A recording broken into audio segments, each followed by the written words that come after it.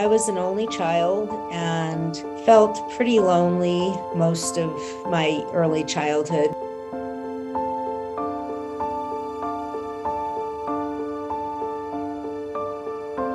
There's just kind of this nurturing, I guess, character that I have, and I wanted to help people who were isolated, and help them not feel alone. And it's just been ingrained in me since. That's just who I am.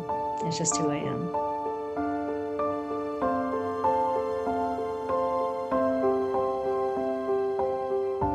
My way of trying to take care of people or give them the tools to take care of themselves, and hopefully I make a difference in their life.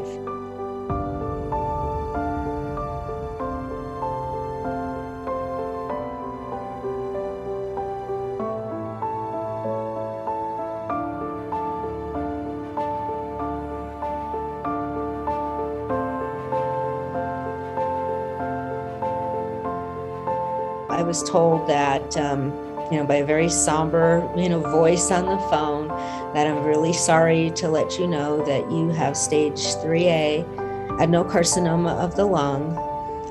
Your prognosis is not good, and it would be a really good idea for you to get your affairs in order. Looking at Pierre, who was with me, my husband, and holding my hands, and he just started to cry, and I knew that I was in trouble then. I didn't want him to be alone. Again, taking care of, I wanted him to find, happiness again. So it was a hard day.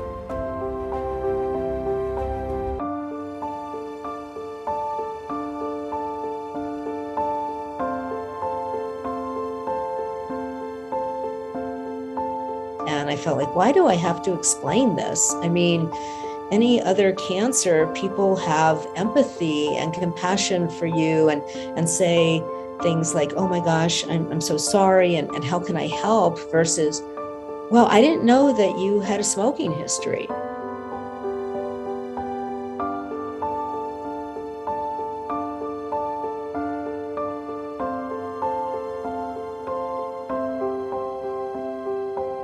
And as time went by, and the more I learned about lung cancer and the increasing rates, specifically in people without smoking histories or people who had smoking histories but quit many, many years ago, and they were getting lung cancer, and then learned that it was the #1 cancer killer, more than, prostate, breast, and colon combined.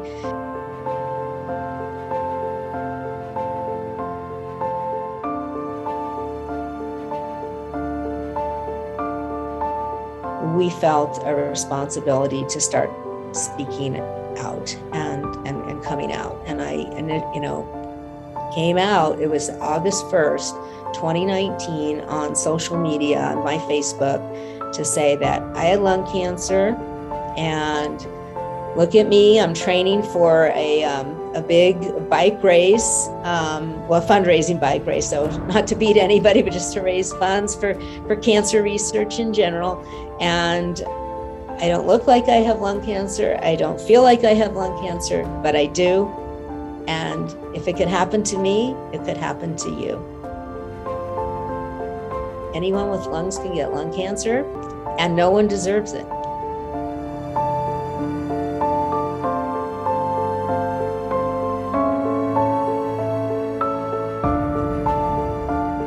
I kept thinking to myself, so why are, cancer centers across the country not talking about this with the growing numbers? You really had to dig to find this information. And I was just basically told, we just don't do anything.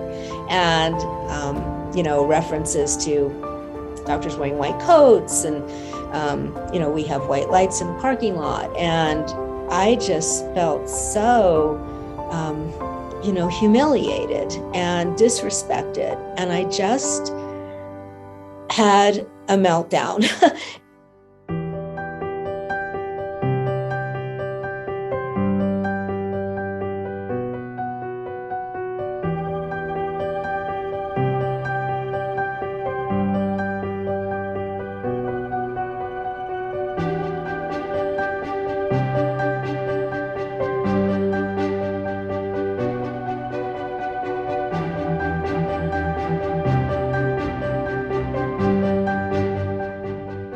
I care about them whether they lived a life of, healthy habits or if they didn't. They're people, we're humans, and we all matter.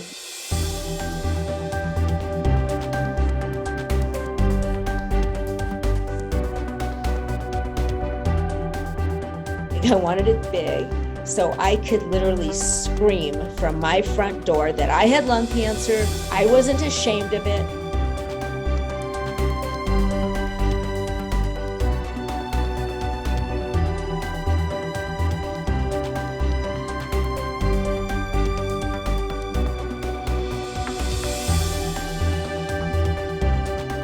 We are also in Canada, the Netherlands, Ireland, the Philippines, and soon to be all over Europe.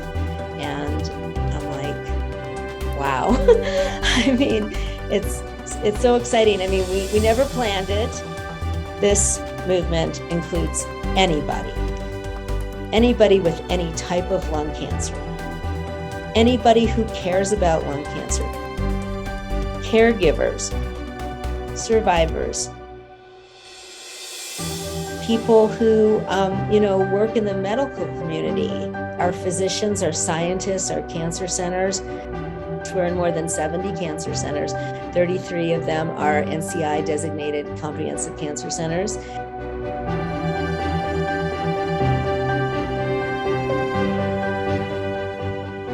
About 235,000 people diagnosed in the United States every year, and about 130,000 of them not making it for a year. This has been, a silent epidemic, a hidden epidemic. And this ribbon is somehow giving people the confidence to stand up and tell their stories. It's making them vocal and visible. And that's what we had in the breast cancer movements in the early days, and the same thing with HIV/AIDS. It's the same recipe. We need people to stand up, tell their stories, humanize this, which they are doing, and the medical community to stand with us and validate the fact that anyone with lungs can get lung cancer, and they are doing it.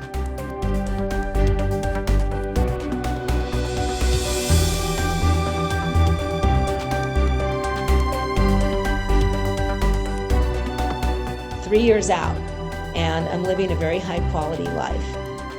There is hope. It is worth getting, screened, and it doesn't have to be a death sentence.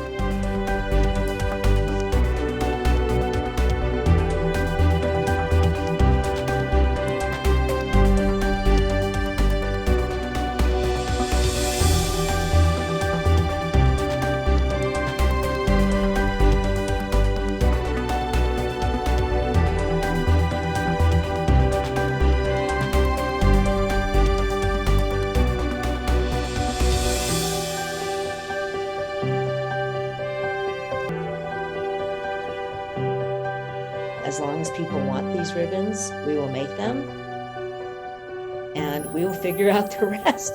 We will figure out, how we can sustain this, get people to learn how to make them, and now we have a movement